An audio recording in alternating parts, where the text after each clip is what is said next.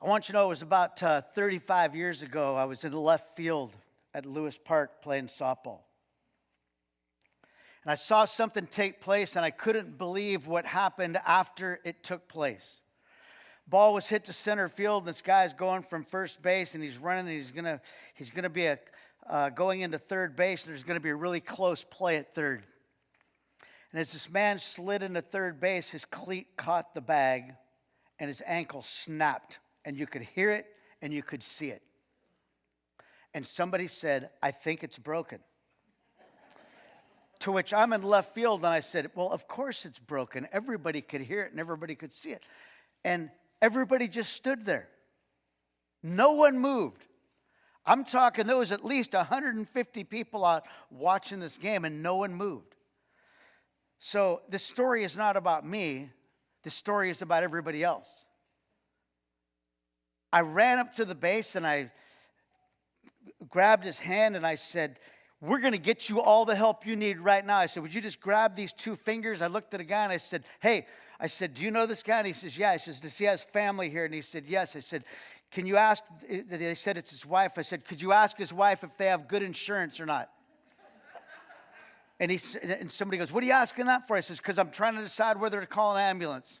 And anyway, and they found out yes, and I says, "You go call 911 right now." 911. And we're at Lewis Park Softball Diamonds. And I said, "You go wait over by the exit over there so that they'll know where to come." And here's the crazy part.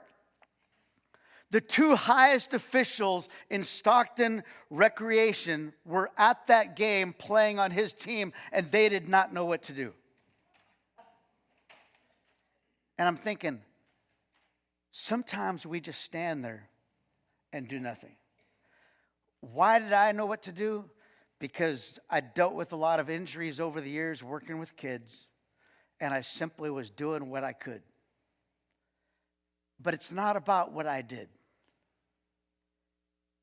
It's about what other people did not do.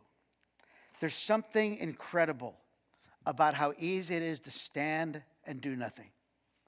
And that's really the story of the book of Obadiah. The story of the book of Obadiah is that there's a theme there, and the theme would be brother's keeper, and the fact that they weren't, but they should have been. Let me pray for us real quick. Lord, may the lives of ourselves be clay today, and may you be the potter, and may you mold us and make us like you. Amen. So there's a background here that you have to know to understand the book of Obadiah. Back a long, long time ago, there was a woman named Rachel, and she had a set of twins. Rebecca, sorry. Thank you for that. They're inside the womb, and they're fighting. And they're struggling with each other in the womb. One's named Jacob, one's named Esau. And they're born. And Jacob's name is, he's the younger one. And later on, his name, growing up, his name gets changed to Israel. He's a farmer by trade. He's the younger of the two twins. And while they were young boys, he stole his brother's birthright. He basically made some stew, and he talked his brother into trading the stew for this birthright. And his descendants are known as the Israelites. They're the people who are going to pass through this canyon that we'll refer to in a little bit. Then there's Esau, and he's the older brother. He was a hunter by trade. He was a careless and a reckless person. He gave up his birthright. Sometimes he had a bad attitude. His descendants became known as the Edomites. And it's the responsibility of an older brother to care for a younger brother. This book is really short. It's only 21 verses. It's one chapter. But I need to give you a little geographical background so you can understand this, okay? So the Edomites lived in a canyon. And this canyon was sort of a shortcut to Canaan. So people wanted to use this little shortcut there, and they would enter through a very small opening, which was very easy to defend. I don't know exactly how wide it was, but it wasn't some really wide thing that was difficult to defend. It's kind of like the difference between it's kind of like the difference between defending a one single door and a set of doors like at a major department store where there's like 20 different doors. You get the idea? And when they come into this canyon, high up in the cliffs, there would be little caves. And the caves were the places where the Edomites lived. And the rock was red. And the dirt was red, kind of like the foothills here in California. And they were called the red Edomites as a result of this because of the texture of the color of their skin. And the texture of their skin was kind of rough from all this red dirt that there was. And they lived up high, so it was very secure. And when people would pass through, they couldn't touch them, and they would just get to the other side. And people would pay to go through this canyon that the Edomites were protecting. Their houses were up in the caves so high, they were very secure. And the truth is that their security was in where they lived. And their security was in how they could get money to allow people to come through this passage area. Are you getting the idea that their security was in their house and in the money that they were receiving? It was not in the Lord. Now, all of us love security. How many of you have a password? How many of you have a deadbolt on your house? How many of you have an alarm on your car? How many of you have facial recognition on your computer? Okay? When you're as good looking as me, you want to have that, okay? How many of you have fingerprints? How many of you have a safe deposit box? Think about some of the things that we do. But yet Obadiah's security was so much in the temporary things of the earth that they missed the opportunity to be obedient to God and be obedient to the idea of taking care of his younger brother.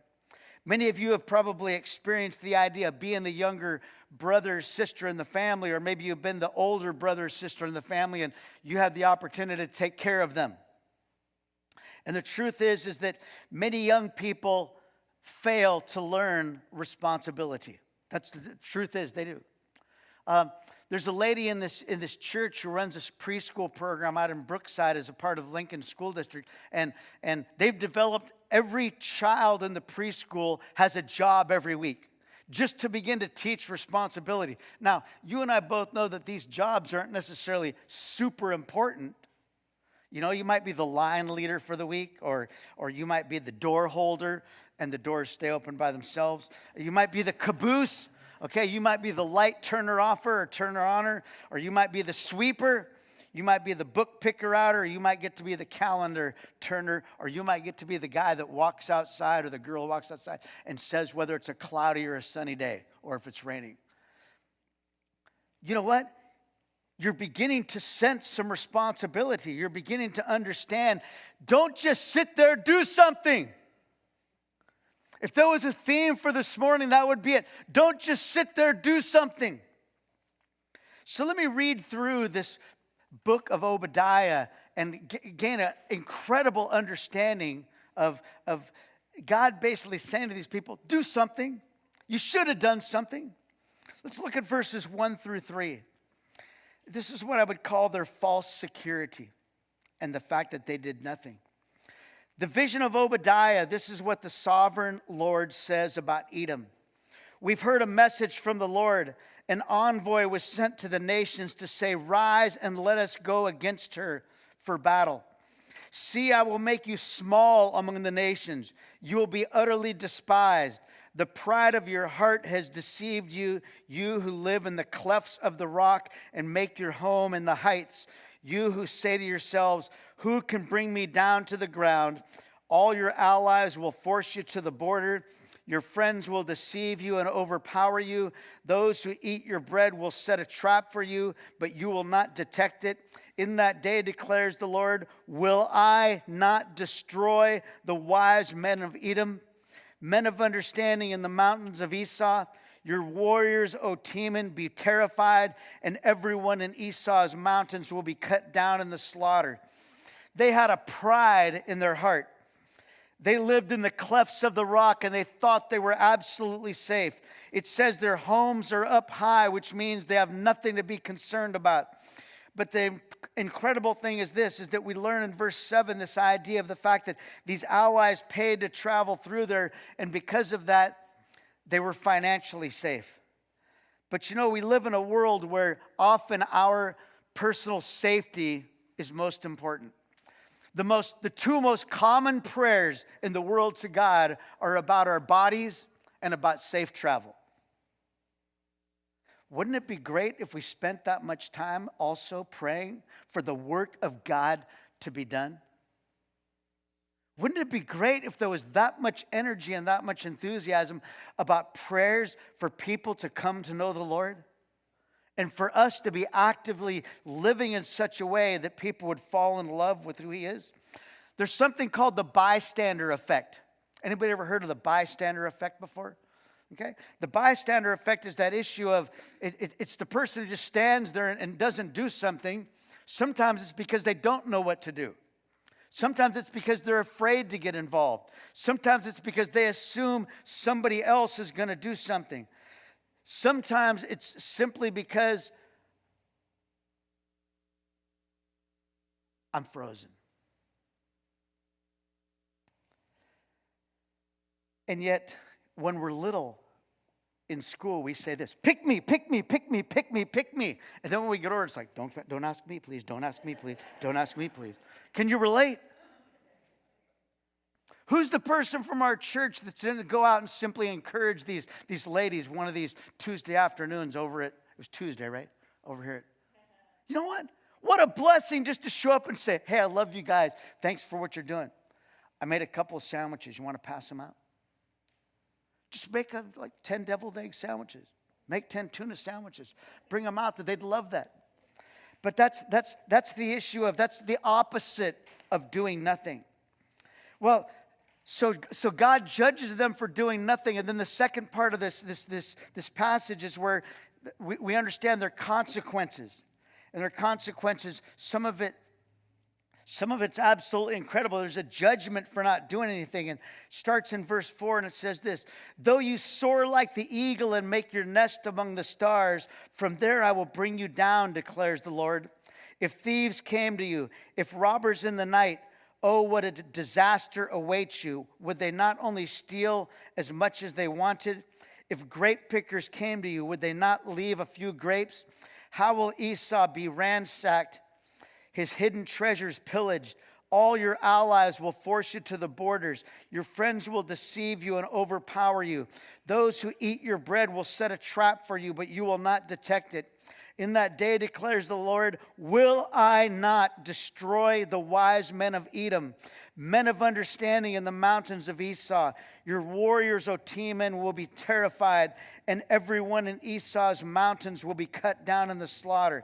The Lord says, I'm just going to take you down. Esau will be ransacked. His treasures will be pillaged. Allies will force him to the borders. Your friends will deceive you. Basically, it is not a great situation. In fact, it is so bad that everyone is against you. You ever had like one person against you, but 10 people were standing up for you? You ever been in the other place where it's like 10 people against you and nobody's standing up for you? It's a tough place to be. In fall of 1977, I was at an Edison Stag football game. And after the game, we were walking to our car. There was 5 of us, and a gang jumped out. It was about 15 of them, and they attacked us. And I got hit in the head right away, and I got knocked out. I'm on the ground there, and 2 of the people with us were, 2 of the other people were girls, and 2 of them were guys, and I don't remember hardly anything because I was in and out of it a little bit. All I know is I got kicked in the back of the head several times because I had a row of knots on the back of my head from where my head moved a little tiny bit as they kicked it each time. And afterwards I said, what exactly happened? They said, well, we got attacked by about 15 people. And I said, well, how did it end? They said another gang came, and there was about 20 of them, and they were coming after them, and they thought we were them in the beginning. That's why this whole thing took place. And I just thought, these 4 people, 2 of them girls, stood up and fought these guys while I'm on the ground. They didn't just stand there. They did something. I'm okay. Some of you wish I was still in the hospital, but I'm okay. So you get the idea here. Now they're in trouble. Well, you know, one of the problems with standing still is we get used to standing still. We develop habits. And problems build and habits develop, and often they get worse and worse and worse. We say we can't, we say we don't want to, and before not, we're not even listening when people provide an opportunity to serve. Let's pick it up in verse 10 here. Because of the violence against your brother Jacob, notice he's referring to him as Jacob, not Israel now. In other words, this goes back to when you were a child, is what he's saying. You will be covered with shame and you will be destroyed forever. On that day you stood aloof while strangers carried off his wealth and foreigners entered his gates and cast lots for Jerusalem. You were like one of them. You should not look down on your brother in the day of his misfortune, nor rejoice over the people of Judah in the day of their destruction, nor boast so much in the day of their trouble. You should not march through the gates of my people in the day of their disaster, nor look down on them in their calamity in the day of their disaster, nor seize their wealth in the day of their disaster. You should not wait in the crossroads to cut down their fugitives, nor hand over the survivors in the day of their trouble. This problem was long in coming. Why was it long in coming? Because if you look at the book of Numbers, this problem had happened before. Just think about that, to stand aloof. I had to look that word up. You know what aloof means? Stand and do nothing. And admire the fact that you don't have to be involved. It literally has this connotation, which is, I'm glad I'm not dealing with this. You were detached, you were standoffish, you remained at a distance. You were an accomplice. You ever been an accomplice to something? You ever the one who could have done something and you didn't, and therefore you got accused of it as well? Because you didn't care? They boasted about the wisdom in their homes. Basically, they were judged because they had no heart for people. They forgot that it was their brother. They forgot that they were made in the image of God because their safety was in where they lived and their safety was in the dollars that were coming. They were selfish, greedy, lazy, and prideful people. I'd like to share with you real quickly 7 consequences when we do nothing. Don't write these down. I got something to write down. You know what? There's more work for others. You know what? We fail to stand true to what we say we believe. Additional people are harmed. Other people lose trust in us. We ruin the opportunity to be an example. We develop awful habits, and we miss the opportunity to grow in our standing strong for the right things of the world. So they didn't do what they were supposed to do, and there was a judgment, and then they developed some bad habits. But what was the judgment exactly? Let's explain a little bit more of what that judgment was. This is kind of some scattered verses in the whole passage. The pride of your heart has deceived you. You who live in the cleft of the rocks and make your home on the heights. You who say to yourselves, who can bring me down to the ground? Though you soar like the eagles and your nest among the stars, from there I will bring you down, declares the Lord. The day of the Lord is near for all the nations. As you have done, it will be done to you. Your deeds will return upon your head. Just as you drank on my holy hill, so all the nations will drink continually when they drink and be as if they had never been.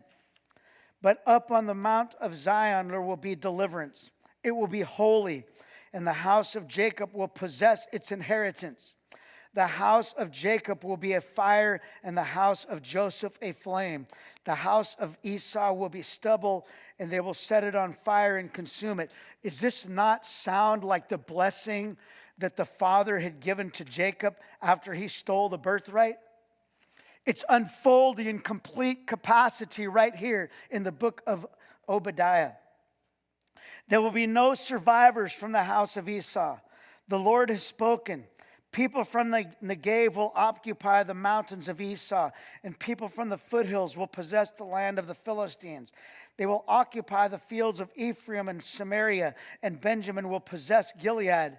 This company of Israelite exiles who are in Canaan will possess the land. Deliverers will go up on Zion to govern the mountains of Esau, and the kingdom will be the Lord's. Think about it. There's no trace any longer of the Edomites. That's their judgment. It's their judgment.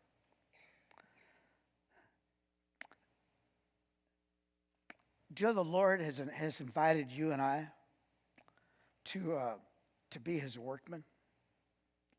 It is impossible to read the scriptures and not realize that there's a call on each of our lives to simply love the idea of making a difference in the world. I want you to know that I remember being invited to serve the very first time by Pastor Fred. He said, John, he says, I was wondering if you'd come to the church tonight. We were building the new church on Quail Lakes Drive, and he said, John, he said, would you come and help us paint the rooms upstairs? There's going to be about 12 men there, and he goes, and I'd like you to come and help. Man, what a privilege to be invited to go paint that thing. And we were up there for about 4 hours, and we painted all the rooms inside there.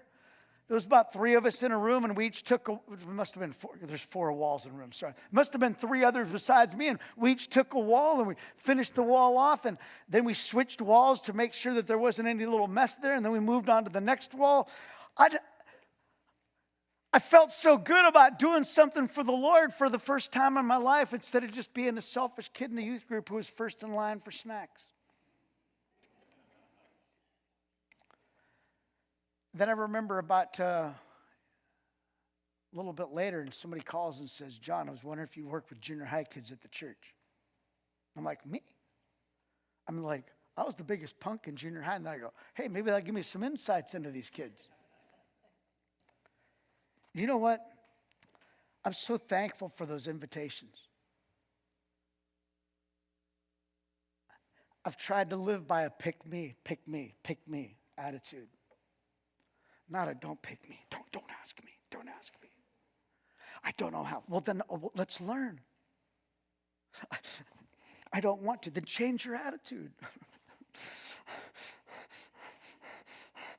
I ran out of excuses. You know, when we do something, I'd like to give you 7 benefits when you do serve the Lord. Here's the first one. We please and glorify him. He is lifted up. Number 2, we become practicers of what we preach. And we're not seen as double-minded. We make a positive difference in a situation and in the lives of other people. Fourthly, others are encouraged because of our movement. They move along as well. I want to back up for a second and come back to that situation that took place at Lewis Park.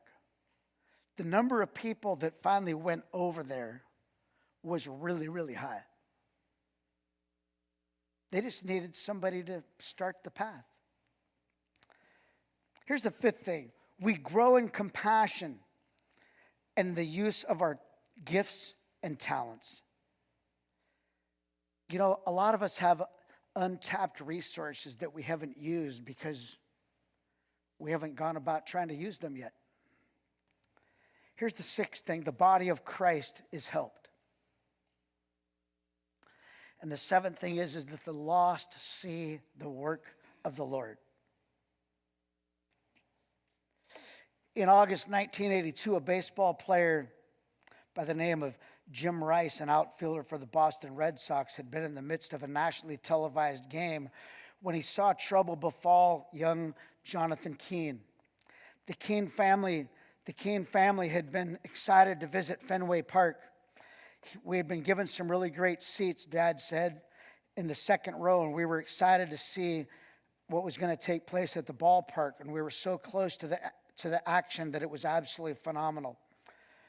Rice immediately rushed out of the dugout and into the stands when he realized what had happened.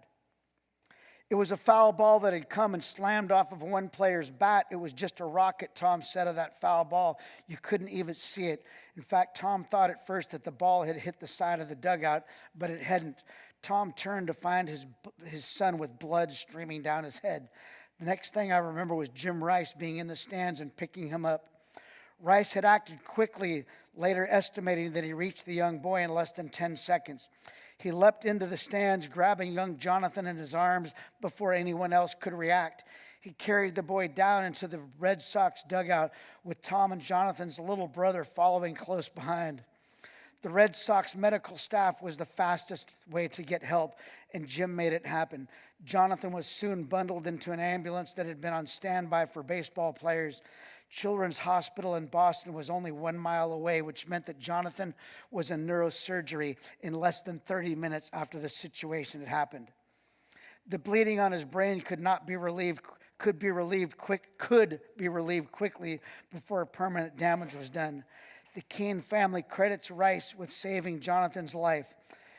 If you've ever had a young child, you would understand this. His left skull is fractured open. It is bleeding profusely. It is continuing to bleed, and God only knows what would have happened without the actions of Jim. Instead, Jonathan survived. Indeed, just 1 year later, a 5-year-old Jonathan returned to Fenway Park and threw out the first pitch. Miraculously followed up with CT scans showing that the damage to his brain had been completely healed. The doctors were really at a loss to explain all this, but he was thrilled as the young kid and his thriving adult life is taking place. Somebody did not stand aloof.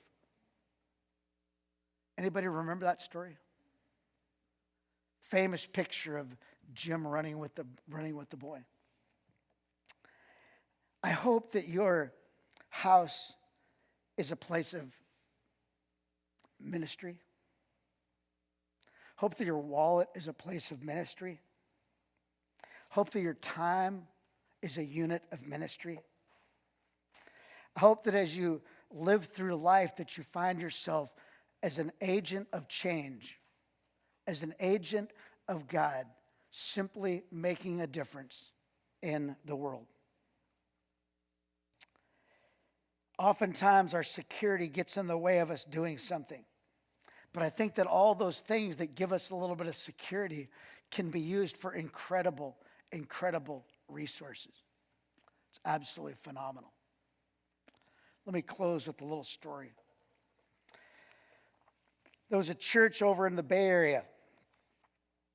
They were getting ready to go to Mexico in the early 80s. These trips to Mexico were just kind of beginning, and all these people were volunteering to go, but they didn't have any way to get there. And every church tends to have one guy who's got the gift of guilt. I don't know who it is. Ro, is that you? I'm just kidding. I picked on Ro because everybody knows it's not him, right? And so this guy says, hey, I'll take care of it. And this guy gets up about 2 weeks before the trip and he says, just want to let you know, I thought our church loved the Lord. He goes, we love the Lord enough to send our most precious gift, our children, to Mexico. But we don't love the Lord enough to send our stuff like our cars. I'm looking for 8 people here to donate their cars for this trip. And I'm hoping that 5 of you will leave them down there for the missionaries that we're going to serve. And I mean the nice ones that you own. These guys drove down in 6 brand new cars that were purchased as gifts for the missionaries. And the missionaries rigged it up so they drove them back to San Diego. And half the people flew back. And this guy goes, God gave me the gift of guilt. I might as well use it. Is that an incredible story of just do something? I'm not asking you to give your cars. But my desire for today in a very practical sense is this. Some people don't get involved because they don't know about the vast opportunities. Hope this book will be a little gateway for you and your strengths to do something, in your strengths to enjoy that. It's not a guilt trip. It really is not. But it's something that I saw God bringing together this day about 7 or 8 weeks ago, and thought, let's prepare this book for today as an action step. For let's not just stand there. Let's do something. Let's pray together.